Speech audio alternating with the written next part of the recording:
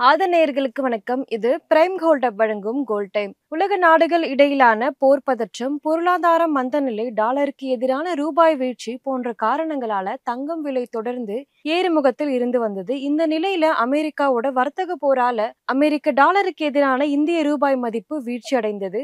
பங்குச்சந்தைகள்ல முதலீடு குறைந்து தங்கத்தின் மீதான முதலீடு அதிகரித்து வருது. இதனால தங்கம் விலை வரலாறு காணாத வகையில புதிய உச்சத்தை தொட்டு இருக்கு. சென்னையில கடந்த 6ஆம் தேதி 1 கிராம் 10,005 அப்படின்ற புதிய உச்சத்தை அடைந்தது.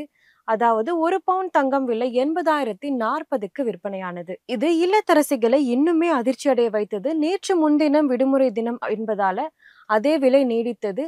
நேற்று காலையில தங்கம் விலை சற்று குறைந்தது. அதாவது கிராமுக்கு 35 ரூபாய் குறைந்து 9,970க்கும், பவுனுக்கு 250 ரூபாய் குறைந்து 79,760க்கும் விற்பனை செய்யப்பட்டது. நேற்று மாலையில தங்கம் விலை மீண்டும் புதிய உச்சத்தை தொட்டது. ஒரு பவுனுக்கு 720 ரூபாய் அதிகரிச்சது. அதன்படி 1 கிராம் 10,060க்கும், ஒரு பவுன் 86,480க்கும் விற்பனையானது. தங்கம் விலை போன்று வெள்ளி விலையுமே வரலாறு காணாத வகையில கிடுகிடுவென உயர்ந்து வருது.